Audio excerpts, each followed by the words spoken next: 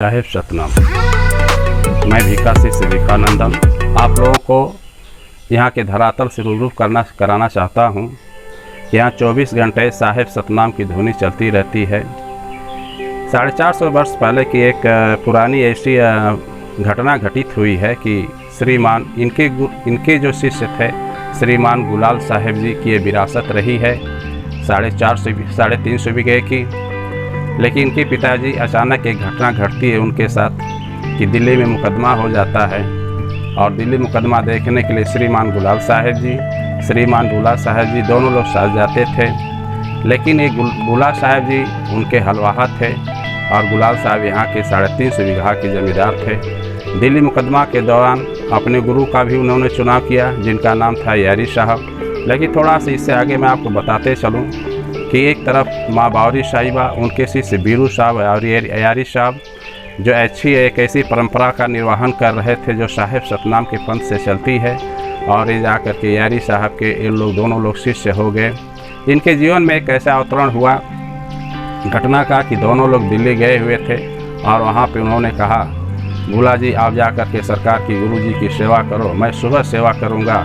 ऐसी स्थिति घटी श्रीमान भूला साहब सरकार के साथ कि सेवा करने गए। उन्होंने पूछा कि श्रीमान गुलाल जी कहाँ हैं। इन्होंने सीधे जवाब दिया कि वो थके मादे हैं इसलिए नहीं आ सकते हैं और मैं सेवा में आपके हाजिर हूँ। तो उन्होंने कहा यारी साहब ने कहा कि मिलना तो पहले आपको था तो उन्हें कहाँ से मिलेगा। इसलिए श्रीमान यारी साहब ने अपने अध्यात्म जगत की दुनिया को इनके ऊपर उड़ेल दिया और एक साहेब सतनाम से ख्यात हुए। वहाँ से दिल्ली से पैदल भोड़कुड़ा के लिए चल पड़े और सुबह हुआ मुकदमा देख करके जब इनके ज़मींदार साहब आए तो इनकी तलाश में लगे, पता चला कि वो नहीं हैं। इसके बाद उन्होंने भी भोड़कुड़ा के लिए आगमन किया। चलते हुए हम इसी कड़ी में कुछ आगे भी आपको दर्शाना चाहता हूँ। जो ज़मींदार साहब बाद में इनके शिष्य बने, सभी गद्दियाँ एक से एक धुरंधर हैं। सबके अंदर आखिरी तपोबल का कुव्वत थी। इस मठ का संदेश सारे हिंदुस्तान से लेकर के पूरे देश विदेश तक जाता है। और आइए दूसरी कड़ी में मैं उनके जमींदार श्रीमान गुलाल साहब सरकार के बारे में जीवन परिचय दे रहा हूँ। एक बार वो यहाँ सभी उनके नौकर हल चला रहे थे, लेकिन स्थिति ऐसा घटी कि लोगों ने कहा कि भूला साहब चोरी से वन में तपस्या करते हैं, हल नहीं चलाते हैं। तो जमींदार साहब को मालूम हुआ कि ऐसी स्थिति वहाँ पे घटित हुई है। तो गुलाल साहब ने बुलाया भूला जी को, कहा कि आप काम नहीं करते हो, सिर्फ इधर उधर बहकाते हो। इन्हों को काम पर लगा दिया, ये फिर हल जोतने लगे। लेकिन समय की ऐसी विडम्बना थी कि ठीक दोपहर के समय ये हल जो छोड़ देते थे, जोतना हल अपने से चलता था और उस समय तपस्या में लग जाते थे। लोगों ने शिकायत किया कि भूला साहब जो हैं हल छोड़ करके जो है कि पूजा में बैठ जाते हैं, काम नहीं करना चाहते हैं। तो जब इन्होंने चोरी से देखा तो कहा कि बात तो सत्य है। जब ये पूजा पर ध्यान पर बैठ गए, इनके गुरु पीछे से जाकर इन्होंने एक पैर, जैसा सुना गया है कि पीछे से जाकर इन्होंने एक लात मारा, उनके हाथ से जो कहतरी की दही गिर गई, जबकि दिखाई नहीं देती, प्रत्यक्ष नहीं थी, अप्रत्यक्ष थी। दही गिर गई। श्रीमान गुलाल साहब सरकार को मालूम हुआ कि भूला तो शायद पहुंच चुके हैं और उनके चरणों में अपने आप को समर्पित कर दिया और उनसे शिक्षा लेकर के आज महापुरुष के रूप में यहाँ समाधिष्ठ हैं। और यहाँ पे कुटी का निर्माण उन्होंने करवाया, जिस कुटी का नाम आज भोड़कुड़ा मठ के नाम से फेमस है। पहले बहुत बड़ा एक जंगल हुआ करता था, जो एक छोटा सा पुरवा था, जो यहाँ के श्रीमान कुर्मी परिवार से भूला साहब यहाँ के निवासी थे और इनका देख रेख करते थे। मित्रों, कुछ समय बीतने के बाद यहाँ का जो मठ का निर्माण कराया गया, ये काशी नरेश बनारस के जो हैं उनका ये सब क्षेत्र था जहाँ से कर वसूल करके राजा के पास जाता था। इसी कुर्मी परिवार से संभवतः एक ऐसे व्यक्ति थे जो उनके दरबार के कार्यकर्ता थे, जो मालगुजारी असुर के दिया करते थे। उन्होंने कहा कि मैं मालगुजारी नहीं दूंगा। राजा साहब ने कहा ऐसी क्या बात है। कहा मैं एक कार्य कर रहा हूँ, जब कार्य हो जाएगा तो आपको लेकर के वहाँ पे चलूँगा और दिखाऊँगा। जब सब कुछ बन करके तैयार हो गया, एक सृजन हो गया मठ का, तब बनारस से काशी नरेश यहाँ अवतरित हुए इसके बाद आए तो देखे कि श्रीमान भूला साहब सरकार गद्दी पे बैठे हैं। एक ऐसे संत का उन्होंने दर्शन किया कि उनके शिष्य हो गए जो आज भी खिच्चड़, आज के दौर में वर्तमान स्थिति में भी बुढ़कुड़ा मठ उसराज घराने से खिच्चड़ आता है चढ़ने के लिए। मैं आगे की कड़ी में इनके शिष्य श्रीमान जी भीखा साहब के बारे में आपको अवगत कराना चाहता हूँ। आइए। साहेब सतनाम, साहेब सतनाम, साहेब सतनाम, साहेब सतनाम, साहेब सतनाम, साहेब सतनाम, साहेब सतनाम, साहेब सतनाम, साहेब सतनाम, साहेब सतनाम, साहेब सतनाम, साहेब सतनाम, साहेब सतनाम, साहेब सतनाम, साहेब सतनाम। ये उनके शिष्य हैं। इनके बचपन में ही अध्यात्म का सागर इनके हृदय में उमड़ने लगा था। इनके माता पिता ने जैसा कहा जाता है कि शादी करना चाहते थे, लेकिन इन्हें शादी पसंद नहीं थी। इनके बैराग हो गया था, इनको पैदाइशी बैराग था। 13 या 14 वर्ष की उम्र रही होगी जब इनके परिवार वालों ने कहा कि मैं आपकी शादी कर दिया जा। इन्हें लगा कि अब शादी कर देंगे, मानेंगे नहीं। तब श्रीमान जी भीखा साहब की उम्र 13 या 14 वर्ष थी। रात को घर छोड़ दिया और सारे हिंदुस्तान में जाकर के इन्होंने भ्रमण किया, धर्मों का, तीर्थस्थलों का, मंदिरों का, लेकिन कहीं पे कुछ नज़र नहीं आया। क्योंकि ये जिस अध्यात्म की गहराई को खोजते थे, जैसे गुरु की तलाश थी, वैसे गुरु इनको नहीं मिलते थे। सब जगह से घूम करके काशी में आकर के ठहर गए, वहाँ 1 हफ्ते रहे, लेकिन वहाँ भी बड़े बड़े प्रकांड विद्वानों से भेंट हुई, लेकिन कोई ज्ञानी पुरुष नहीं मिला जहाँ पे ईश्वर की प्राप्ति करना चाहते थे, अपने हृदय के अंदर ईश्वर का दर्शन करना चाहते थे। ऐसे कोई रास्ता बताने वाला सुगम कोई मिला नहीं। बड़ा निराशा हुई ज़िंदगी में। काशी से सैदपुर भीतरी आकर के एक मंदिर पे रुके। वहाँ श्रीमान गुलाल साहब के कुछ बाड़ियाँ लोग गा रहे थे, कीर्तन चल रहा था। इन्होंने कहा कि ये बाड़ी किसकी है, कहाँ से है? तो लोगों ने बताया कि बुढ़कुड़ा के मठाधीश श्रीमान गुलाल साहब सरकार की ये बाड़ी है। तो उनके विचार में कुछ ऐसा स्वयं में अनुभूति हुई हृदय पटल के अंदर कि संभवतः बहुत बड़ा संत हो सकते हैं, आप लोग मुझे भी वहाँ लिया करके चलिए। तो लोगों ने कहा कि बहुत दूरी है, आप पैदल कैसे जाओगे, आप तो बहुत छोटे हो।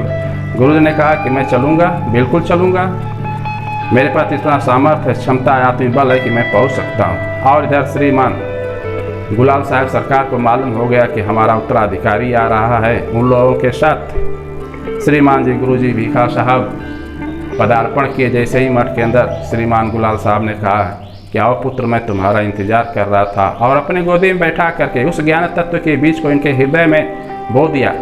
आज इतने बड़े तपस्वी हुए कि सारा हिंदुस्तान, सारा मृतलोक से लेकर के सारा ब्रह्मांड अंतरिक्ष तक भीखा के नाम से गुंजित हो रहा है। आज सभी लोग दर्शन करने के लिए आते हैं और अपनी मनोकामना पूरा करने के लिए आते हैं। मैं भी इन्हीं का शिष्य हूँ। इनके नाम से पूरा यहाँ की धरती आच्छादित है, जो इनके नाम पे लोग देश विदेश तक इनके नाम का जपन करते हैं, ब्रिटेन तक करते हैं, अमेरिका तक करते हैं। सारी धरती जो है कि भीखा के नाम से आच्छादित है, चलते हैं। अब थोड़ा सा इनके बारे में कहानी और बताते हैं कि भीखा साहब के समय में घटना घटित हुई ज्ञान पंथ को लेकर के। उस समय काशी में एक ऐसे संत थे अगड़ी, जिनका नाम था, जो बनारस नदी के किनारे थे, कीनाराम बाबा। उनको अभिमान हुआ कि क्या हम एक बहुत बड़े संत हैं, कि और भी संत हैं, क्योंकि इसके पीछे खतियाराम पड़ता है, कटिया बाबा पड़ता है, घोड़पुड़ा, जो कि वो नाम सुने थे कि बड़े तपस्वी हैं लोग। और अहंकार को अपने लेकर के पहले वो हथियाराम गए। हथियाराम जाने के बाद वहाँ से जब रिटर्न हुए तो उन्होंने देखा कि हथियाराम में भी हाथी का रूप पकड़ लिया, यहाँ के भी संत बहुत ऊँचे हैं। वहाँ से जब रिटर्निंग घोड़पुड़ा के लिए आए तो जैसा कहा जाता है, जैसा सुना गया है कि गिरा हुआ मकान था खपड़ेल का घरोही, जिस डुआ बैठ कर के गुरु जी हमारे बैठ के दातुन कर रहे थे। उधर से शेर की सवारी माया की कर करके श्रीमान कीनाराम बाबा घोड़पुड़ा के धरती पर अवतरित हुए। ज्ञानी की बात ज्ञानी ही जानता है कि शायद उनके मन में आया कि श्रीमान भीखा साहब हमारी अगवानी नहीं कर रहे हैं, तो सरकार संभवतः जान गए होंगे। उन्होंने कहा कि ज़मीन छोड़ो और गिरा हुआ मकान जिस पर मैं बैठा हूँ, ज़मीन छोड़ करके तुम चल पड़ो। ज़मीन छोड़ करके वो गिरा हुआ ढूहा मकान जो इतना बड़ा था वो चल पड़ा। तब देख करके उनको जलन हुई, कहा इस तरह नहीं मानेंगे। तो उन्होंने कहा कैसे मानो? कहा चलो चलिए मठिया में। जब मठिया में सरकार आए और कीनाराम बाबा आए तो कहें कि यहाँ दुधवा की व्यवस्था किया जाए, क्योंकि इस मठ में दुधवा नाम की कोई शब्द नहीं चलता है। बड़ी सात्विक वैष्णवी पंथ की है, ये फकीरिया लाइन है।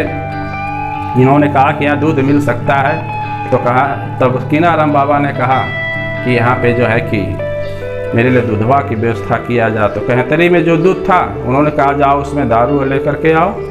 तो संत जब देखने गए साधु सन्यासी यहाँ के जो इस मठ में रहते थे, कहें सरकार और तो दारू हो गया। तो सरकार ने कहा फिर से देखो तो दूध हो गया। फिर से कीनाराम ने कहा कि फिर से देखो तो दारू हो गया। फिर सरकार ने कहा श्रीमान भिखा साहब तो वो दूध हो गया। वहाँ पे भी कीनाराम हार गए। सरकार ने धूल चटा करके समझा दिया। इसके बाद 5 मंजिला जो गुम्बद है, आप मठ के अंदर जैसे भी प्रवेश करेंगे आपको स्पष्ट दिखाई देगा कि वहाँ पे जाकर के फिर आध्यात्मिक तकरार हुई और कीनाराम बाबा ने गुस्सा में आकर के, अगड़ी बड़ा उल्टा पुल्टा चलते रहते हैं, बड़े गुस्सेल टाइप के होते हैं। हृदय तो सबके अंदर, करुणा सबके अंदर, दया सबके अंदर, विनम्रता सबके अंदर है। लेकिन सवाल इस बात का है कि जब मान और अभिमान की बात आ जाती है तो इंसान अपने बुद्धि और विवेक को खो देता है। उन्होंने गुस्से में आकर के उस 5 मंजिला गुंबद पे वार कर दिया अपने शक्ति से और चरचरा करके फटने लगा गुंबद। उनका तो विचार था कि इस मठ को अगड़ी बना दें, लेकिन सरकार की इतना तपोबल था कि उन्होंने कहा कि वहीं पे रुक जाओ और गिरता हुआ गुंबद वहाँ पे रुक गया, जिसे गुफा नाम से दर्शित किया जाता है वहाँ पे। और वहाँ से धूल चटा करके इन्होंने बनारस को रवाना कर दिया। ये हैं श्रीमान जी भिखा साहब, मेरे गुरु जी के चरणों में साहेब सतनाम, साहेब सतनाम, साहेब सतनाम। इनके शिष्य श्रीमान चतुर्भुज साहब सरकार के बारे में अवगत कराता हूँ कि इनकी 4 भुजाएं कैसे हो गई। नाम क्यों पड़ा चतुर्भुज साहेब सरकार, साहब के चरणों में साहेब सतनाम। आप बड़े अद्भुत संत थे। उस ज़माने में श्रीमान भिखा साहब जब गद्दी पे बैठे थे तो ये उनके शिष्य थे और कतार लगी थी, भोजन चल रहा था और इनका लंगोटा का पछोटा छूट गया, संभवतः जैसा कहा जाता है। और इन्होंने क्या किया कि माया से 4 भुजा बनाया और माया से 4 भुजा बना करके 2 भुजा से खाना परोसने लगे और 2 भुजा से लंगोटा बांधने लगे। श्रीमान इनके गुरु भिखा साहब ने कहा कि चतुर्भुज ये क्या कर दिया आपने जितनी तपस्या से पाया था अपने शक्ति को खर्च कर दिया। तो उन्होंने कैसे कहा कि सरकार हम सोचे कि आपको कोई तकलीफ नहीं होगी, 2 हाथ से भोजन खिला रहा हूँ, 2 हाथ से लंगोट बांध रहा हूँ। तो उन्होंने कहा कि आपने ठीक नहीं किया, आपने इतनी मेहनत से पाया था, तपस्या किया था, जो आपने खर्च कर दिया वो कभी वापस नहीं आ सकता है। आप खाना रख देते, पछोटा बांध लेते, हाथ धुल लेते तो मुझे भोजन कराते, लेकिन जो इतनी मेहनत से मिला आपने गवा दिया, आपको ऐसा नहीं चाहिए था। उसी समय इनके गुरु श्रीमान जी भिखा साहब ने, नाम तो कुछ और रहा होगा लेकिन इनका नाम श्रीमान चतुर्भुज साहेब सरकार रख दिया गया। ये भगवान विष्णु रूप हैं जो चतुर्भुज रूप को धारण करते हैं। इन्हें मैं साहेब सतनाम करते हुए अगले समाज की तरफ चल रहा हूँ। साहेब सतनाम, साहेब सतनाम, साहेब सतनाम। आइए मैं आपको पश्चिमी गद्दी पे ले चलते हैं सरकार के हुजूर के दरबार में। ये बहुत बड़ा कटहल का पेड़ है, उसी ज़माने का लगा हुआ है और जब फलता है तो पूरा ढक जाता है।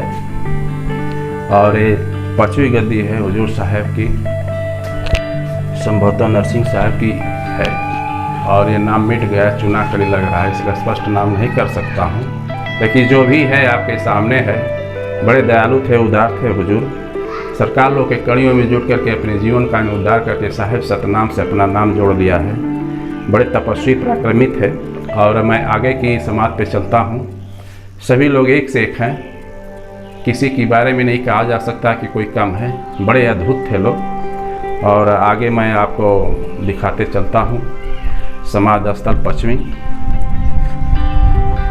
साहेब सतनाम, साहेब सतनाम, साहेब सतनाम, साहेब सतनाम, साहेब सतनाम, साहेब सतनाम, साहेब सतनाम, साहेब सतनाम, साहेब सतनाम, साहेब सतनाम, साहेब सतनाम, साहेब सतनाम। ये 6वीं गद्दी है और सरकार बड़े उदार थे, लोगों का बड़ा सम्मान करते थे। जैसा कि लोग कहते हैं अपने ज़माने के सभी एक से एक धुरंधर थे, अद्वितीय थे, जिनका जस और कीर्ति आज भी धरती पे गाया जाता है। आए दिन भक्त यहाँ पे दर्शन करने के लिए आते हैं, माताएं बहनों का सदा होड़ लगा रहता है। और आइए अगली गद्दी से हम रूबरू कराते हैं समाज से। साहेब सतनाम, साहेब सतनाम, साहेब सतनाम, साहेब सतनाम, साहेब सतनाम, साहेब सतनाम, साहेब सतनाम, साहेब सतनाम, साहेब सतनाम, साहेब सतनाम, साहेब सतनाम, साहेब सतनाम, साहेब सतनाम, साहेब सतनाम, साहेब सतनाम, साहेब सतनाम, साहेब सतनाम, साहेब सतनाम। ये 7वीं गद्दी है। जैसा कि लोग कहते हैं कि हुजूर यहाँ रह करके बड़ा अलग जगाया था, इनके ज़माने में लोग आकर के इनसे दुआएं लिया करते थे। बहुत ज़्यादा तो कुछ नहीं जानता हूँ, ये भी हुजूर के पद को प्राप्त हैं। सर्वस्वरूप में ये समागम लिए हुए हैं और शक्ति से परिपूर्ण हैं, ओतप्रोत हैं, बड़े दयालु हैं। मैं इनको साहिब सतनाम करता हूँ। इसके बाद अगली कड़ी में आपको जोड़ता हूँ, 8वीं गद्दी की तरफ ले चलता हूँ। जैसा कि जीवन में, उस समय के जीवन में कुछ ऐसी घटित घटना आपको सुनाता हूँ। अंग्रेज़ी हुकूमत थी, साहिब सतनाम साहिब सतनाम। ये जब गद्दी पे बैठे थे हुजूर सरकार, तो अंग्रेज़ी हुकूमत थी, जमींदारी की ज़मीन थी सरकार की। यहाँ करीब 350 बीघे काश्तकारी थी, जिसे वे अंग्रेज़ों ने लगान लगा दिया था। हुजूर के सरकार के कदमों में जब संदेश आया कि आपको लगान जमा करना है, तो पटवारी ने कहा इतनी लगान जमा करना। इन्होंने कहा ठीक है, चलता हूँ। स्टेशन पे गए, अंग्रेज़ी हुकूमत थी, बिना टिकट बैठ गए। सरकार को लोगों ने उतार दिया, अंग्रेज़ी हुकूमत ने, उनके सिपाही उतार दिए, टीटीआई उतार दिए। ये वहीं बैठ गए, गाड़ी खड़ी होगी, जाती ही नहीं थी। दिल्ली तक फ़ोन हुआ कि गाड़ी नहीं जा रही है, गाड़ी सही है, लेकिन एक संत को उतार दिया गया है और गाड़ी नहीं चल रही है। तो अंग्रेज़ी हुकूमत ने कहा कि ज़रा बैठा के देखो। तो बड़े सिफारिश के बाद, अंग्रेज़ लोग क्या जानते हैं, लेकिन वहाँ जखनिया क्षेत्र के लोग जानते थे कि सरकार के न बैठने के कारण ये गाड़ी नहीं चल रही है। इसलिए उन लोगों ने बड़ी सिफारिश किया कि सरकार गाड़ी में बैठे, बच्चे हैं, रो रहे हैं, गा रहे हैं, कई घंटों से गाड़ी खड़ी है, किसी को देश विदेश जाना है, बड़ी तकलीफ़ हो रही है। कहें ऐसी बात है तब तो चलना पड़ेगा। जब गाड़ी में बैठे तो इन्होंने कहा आप गाड़ी चलो। इसके बाद गाड़ी चलने लगी। दिल्ली फ़ोन हुआ कि संत को बैठा देने के बाद गाड़ी चल पड़ी है। महारानी विक्टोरिया, उस समय शायद संभवतः एलिजाबेथ जो भी रही हों, ब्रिटेन की महारानी चक्रवर्ती सम्राट जो थी, उनको खबर दी गई। तो उन्होंने कहा कि ऐसा है कि संतों का टिकट माफ़ कर दिया जाए। जो आप सुनते हैं कि संतों का टिकट नहीं लगता है, इन्हीं की पूर्ण रूप से देन थी, जो पूरा विश्व और संसार जानता है। आज विश्व लेवल पे सरकार विख्यात हैं, जन जन के लोगों में इनकी कर्मों की कृति जो है गूंज रही है। आलो ट्रेन पे बिना टिकट संत आज यात्रा करते हैं। शायद ये लोगों को मालूम नहीं कि वो समाध कौन है, वो संत कौन है, लेकिन इतना सभी जानते हैं कि किसी संत की ये देन है। इसके बाद जैसे ये तहसील सैदपुर गए कि लगान कितनी है, मजिस्ट्रेट से उन्होंने पूछा। मजिस्ट्रेट ने बताया कि लगान इतनी है। उन्होंने अपने पैरों से मारा, धरती फट गई और उसमें से घड़े का जब सोने का सिक्का आया तो उन्होंने कहा कि ले लो उतना ही जितना तुम्हारा हक है, उससे अगर बेसी लिए तो तुम जाना, तुम्हारा काम जानेगा। मजिस्ट्रेट घबरा गया, परेशान हो गया, उठा करके जो है कि दिल्ली फ़ोन किया। फिर ब्रिटेन फ़ोन हुआ कि एक संत संत आए हुए हैं जिनकी मठ की लगान है, लेकिन वो धरती को पैर से मारे फट गई और घड़े का सिक्का निकल गया गोल्डन। तो ऐसा सुन कर करके चमत्कार अंग्रेज़ी हुकूमत चक्रवर्ती सम्राट जो थी, उन्होंने कहा कि मठ ज़मीन की लगान जो है माफ़ कर दिया जा और ज़मीन की लगान माफ़ कर दी जा। आप बड़े चमत्कारी थे। मैं ऐसे साहब के चरणों में साहिब सतनाम करता हूँ। मैं तो हमेशा आता जाता रहता हूँ हुजूर के चरणों में साहिब सतनाम। जो गलती हुई क्षमा याचना, जैसा सुना था मैंने वैसा बताया। साहिब सतनाम साहिब सतनाम साहिब सतनाम साहिब सतनाम साहिब सतनाम साहिब सतनाम साहिब सतनाम साहिब सतनाम। आइए कुछ दास लोगों की समाधियाँ हैं जिसका दर्शन कराते आप। यहाँ के लोग दास रहे हैं उस ज़माने में, जो समाधिष्ठ हो चुके हैं, इनको मैं साहिब सतनाम करते हुए आगे बढ़ रहा हूँ।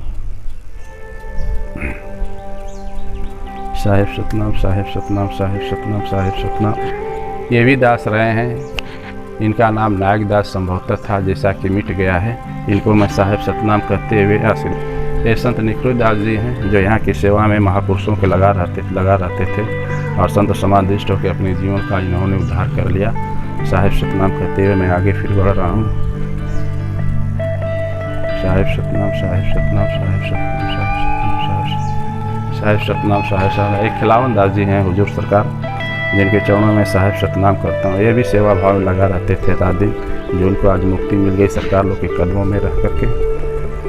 साहिब सतनाम साहिब सतनाम साहिब सतनाम साहिब सतनाम साहिब सतनाम साहिब सतनाम। ये माखन दास जी हैं हुजूर सरकार, इन्होंने भी अपने जीवन का उद्धार किया संतों की कृपा से।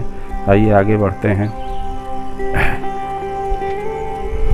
साहिब सतनाम साहिब सतनाम साहिब सतनाम साहिब सतनाम साहिब सतनाम साहिब सतनाम साहिब सतनाम साहिब सतनाम साहिब सतनाम साहिब सतनाम, साहिब सतनाम, साहिब। उस ज़माने का वृक्ष लगा हुआ है जो फलों से आच्छादित हो जाता था। और आपको मैं अभी समय 9वीं गद्दी पे ले चल रहा हूँ।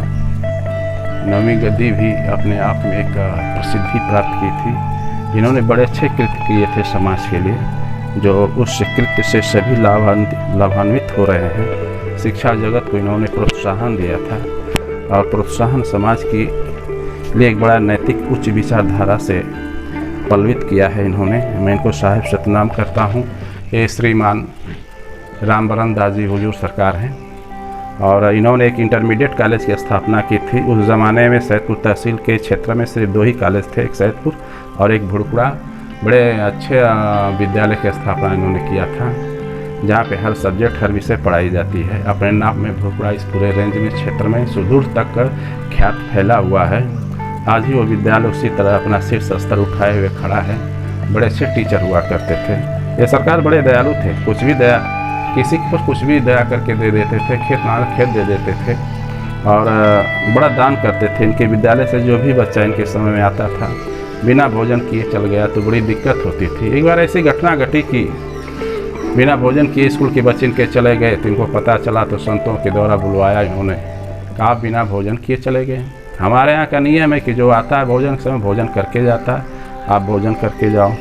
तो बड़े दयालु थे। इनका आत्मीय भाव बड़ा दया से भरा हुआ था, बड़े विनम्र थे। मैं इनके चरणों में साहिब सतनाम करता हूँ।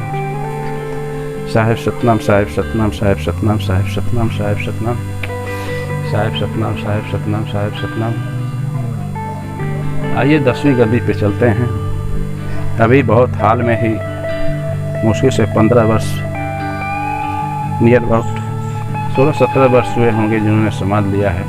सतनाम साहिब, सतनाम साहिब, सतनाम। बड़े जल्द ही इन्होंने अभी तो कुछ ही समय वर्तमान समय बिता है कि सरकार समाधिष्ट हो गए, हमेशा के लिए ब्रह्मलीन हो गए। साहिब सतनाम में अपनी एक गिनती गिनवा करके उस अवस्था में अवस्थित हो गए। ये बड़ी इनकी आंखें चमकीली थी, बड़े उदार थे। इन्होंने डिग्री कॉलेज की यहाँ पे स्थापना की जो आज पोस्ट ग्रेजुएट कॉलेज के नाम से जाना जाता है और शिक्षा जगत को काफ़ी प्रोत्साहन दिया। अच्छे टीचरों को रखा जो आज क्षेत्र में लोग शिक्षा ले करके कोई क्लास 1 का ऑफिसर, क्लास 2 का ऑफिसर है जो देश की सेवा करें। बड़े महान विचार थे और भाषा तो इनकी मृदुल थी। जब इस संत पीठ पर बैठते थे तो लगता था कोई सम्राट बैठा है। इनका पहनावा, पगड़ी, धोती और कुर्ता ऐसा हुआ करता था। बड़े बड़े अधिकारी आके नतमस्तक हो जाते थे और बड़े बड़े यहाँ पे अहंकारियों का सर टूट जाता है। और यहाँ यह सच्चा दरबार है। मैं एक चीज़ कहना भूल गया था भिखा साहब के बारे में, मैं थोड़ा सा बता दूँ श्रीमान भिखा साहब के बारे में कि वो सच्चा दरबार है जहाँ लोग झूठ और सच का फैसला करने आते हैं। जो गलत किया रहता है, जो जैसा उसको तत्काल जो कि है फैसला मिल जाता है।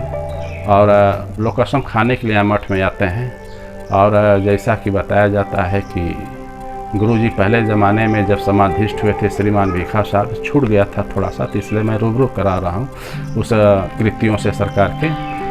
तो जो गलत था कसम खाने आता था तो खड़ाऊँ संभवतः तो उनके हाथ में सड़ जाता था। लेकिन 8वीं गद्दी संभवतः जैसा कहा जाता है कि उन्होंने सिफारिश करके कह दिया कि हुजूर यहीं पे न्याय दे देंगे तत्काल, तो कल कोई घटना घट जाएगी मठ के अंदर तो मठिया हमारी बदनाम हो जाएगी। फैसला आप बाहर सुनाया करें, अपने घर जहाँ तो लोग जैसा किया ऐसा परिणाम मिले, मठिया में तत्काल न दिया करें। तो ऐसे बड़े संत महापुरुष हुए। मैं सभी लोग के चरणों में साहिब सतनाम कहता हूँ। साहिब सतनाम, साहिब सतनाम।